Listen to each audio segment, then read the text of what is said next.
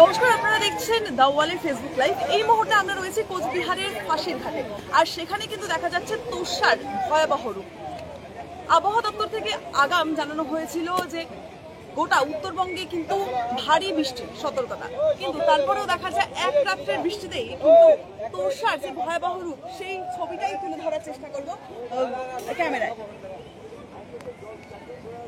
একদিকে যেমন দেখা গেছে যে কোচবিহারের বিভিন্ন নদী কিন্তু ইতিমধ্যে ফুলে ফেঁপে উঠেছে, তার মধ্যে দেখা যাচ্ছে তোষার কিন্তু ভয়াবহ রূপ। এর আগে এই রূপ তোষার দেখা যায়নি। তার সঙ্গে যেমন উত্তরবঙ্গের আলিপুরদুয়ার, জলপাইগুড়ি, তিস্তা, তোষা, মহানন্দা সব নদী কিন্তু প্রায় একই অবস্থা রয়েছে।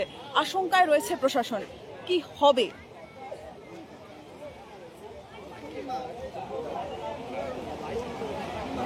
সকাল থেকেই দেখা গেছে ভারী বৃষ্টির ফলে কিন্তু কোচবিহারের যে রাস্তাঘাটগুলো রয়েছে সেই রাস্তাঘাটগুলোয় কিন্তু হাঁটু জল হয়ে গেছে, যার জন্য যান চলাচল প্রায় বন্ধ হয়ে গেছে।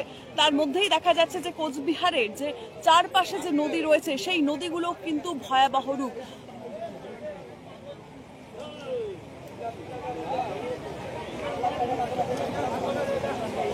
তিস্তার কিন্তু জলস্তর যে রয়েছে তা কিন্তু বিপদ সীমার অতিক্রম করে গিয়েছে। তার সঙ্গে কিন্তু প্রশাসন থেকে হাই অ্যালার্ট জারি করা হয়েছে। যদি দেখা যায় যে ঘন্টাখানেক আগেও কিন্তু নদীর এই পরিস্থিতি ছিল না, ঘন্টাখানেকের মধ্যেই কিন্তু দেখা যাচ্ছে নদীর এই উত্তাল পরিস্থিতি।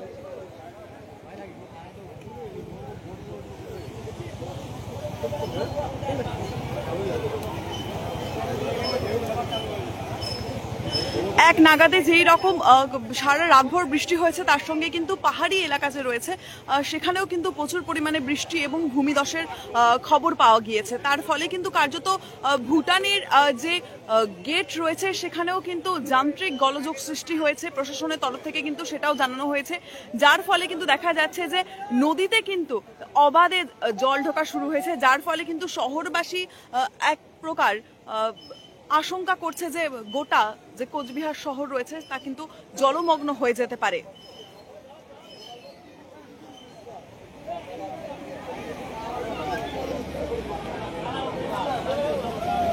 এই পরিস্থিতি দেখা যাচ্ছে কোচবিহারে যে ফাঁসি দেওয়ার ঘাট রয়েছে সেখানে কিন্তু গ্রামবাসীরা ইতিমধ্যেই আশঙ্কা রয়েছে কি হবে।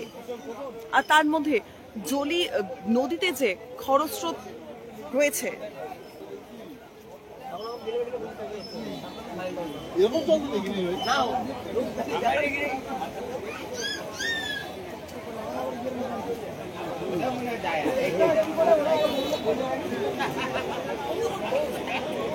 দাদা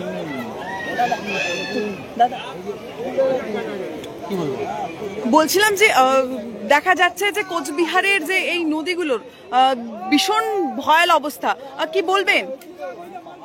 গতকাল রাত থেকেই তো বৃষ্টি প্রচন্ড হয়ে যাচ্ছে কন্টিনিউয়াস। আজকে সকালের থেকেও যা বৃষ্টি দেখা দিল, এরকম জল কোচবিহারের বুকে তো আমি এর আগে দেখিনি। সব বাড়িতে বাড়িতে নানান জায়গায় সব জায়গায় জল উঠেছে, নদীর যা রূপ দেখছে তো ভয়াল অবস্থা। আর প্রশাসনের তরফ থেকে আগেই হাই অ্যালার্ট জারি করা হয়েছিল, হাই অ্যালার্ট জারি করেছিল এবং জনসাধারণ সবাই আগে থেকে সচেতনও আছে।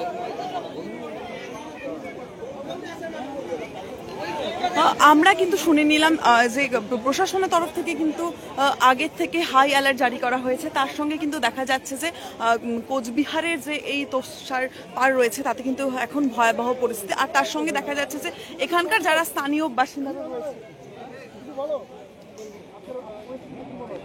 এখানে যারা স্থানীয় বাসিন্দা রয়েছে তারা কিন্তু একদিকে যেরকম তোষা মূলত জানা যায় পাহাড়ি নদী, আর এই নদীর থেকে কিন্তু প্রচুর পরিমাণে যে কাঠ গুড়ি সেটা কিন্তু ভেসে আসছে। আর এই এলাকার মানুষ কিন্তু তা সংগ্রহ করার জন্য নিজের প্রাণ ঝুঁকি রেখেও এই কাজ করে যাচ্ছে। বলছিলাম দাদা যে কোচবিহারে দেখা যাচ্ছে তোষার পাড়ে এক ভয়াবহ পরিস্থিতি, এর আগে কি এরকম দেখেছেন কোনোদিনও? হ্যাঁ, কোচবিহারে এমনি তোষার যে ভয়াবহ রূপ প্রকাশ পায়, বর্ষাকালে তো প্রকাশ পাই, এর আগেও বন্যা হয়েছে, এর থেকেও বন্যা হয়েছে, কিন্তু এবার যেটা দেখা যাচ্ছে গতকালকের বৃষ্টি এবং সব থেকে যেটা মানে যে দৃশ্যটা দেখা যাচ্ছে আর কি, প্রচুর বাড়িঘর তলিয়ে যাচ্ছে এবং ফরেস্ট থেকে বড় বড় লগগুলো, বড় বড় মানে সাইজের কাঠগুলো, পুরো গাছের গুড়ি, সেগুলোও কিন্তু ভেসে আসছে। তো এবং আমরা যেটা দেখতে পাচ্ছি জলমগ্ন, এবং যেটা আমরা যে জায়গায় দাঁড়িয়ে আছি আজকে, যে এখন যে সময় যাই হোক, কিন্তু উত্তরোত্তর জলস্তর কিন্তু বৃদ্ধি হচ্ছে, জলস্তর কিন্তু ব্যাপকভাবে বৃদ্ধি হচ্ছে। তাহলে এর শেষটা কোথায় আমরা জানি না।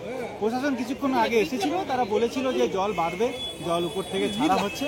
তো এটা ক্রমাগত বাড়তে বাড়তে কোন জায়গায় গিয়ে পৌঁছবে, সত্যি কোচবিহারের মানুষজন আমরা খুব চিন্তিত।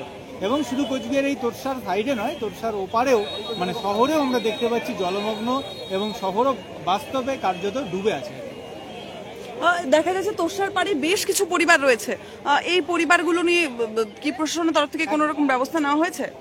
আমরা এখনো সেরকম সুনির্দিষ্ট ব্যবস্থা প্রশাসনের তরফ থেকে পাইনি। আমরা দেখছি অনেকেই যাদের অন্য কোথাও সংস্থান আছে, তারা সেই মানে সমস্ত কিছু একজোট করে মাথায় তুলে নিয়ে মানে স্থানান্তর হচ্ছে, অন্য কোথাও যাচ্ছে। কিন্তু একটা বড় অংশের মানুষ তারা এখনো এই আশ্রয়ই আছে। তাদের ঘরেও অনেকের ঘরেই জল ঢুকেছে, আবার কিছু ঘরে এখনো জল ঢোকেনি, তারা এখনো আছে। আমরা যেটা বরাবরই দেখতে পাই, এই মানুষগুলোর এই অবস্থা তৈরি হয় এবং তাদেরকে আশ্রয় নিতে হয়, এই পাশে কোনো স্কুল বা এই রাস্তার উপর আশ্রয় নিতে হয়, সেটাই তো হবে। আমরা প্রশাসন এখনো পর্যন্ত তেমন সহযোগিতা বা সেরকম আশ্বাস দেয়নি। তা আমরা দাবি করছি প্রশাসন যাতে এই ব্যাপারে খুব দ্রুত পদক্ষেপ নেয়, কারণ আমরা যে জায়গাটা দাঁড়িয়েছি এটাও কোচবিহার পৌরসভারই একটা অংশ। আপনার নাম? আসিফ আলম। আমরা কিন্তু শুনে নিলাম যে কোচবিহারের যে একদম পৌরসভার অন্তর্গতই কিন্তু এই ফাঁসি দেওয়ার ঘাট, আর এখানেই কিন্তু এই রকম ভয়াবহ পরিস্থিতি। আমি ইতিমধ্যে যে জায়গায় রয়েছি সেটাও একদম পুরো জলমগ্ন হয়ে গেছে। মোটামুটি ঘন্টা খানেকের মধ্যে কিন্তু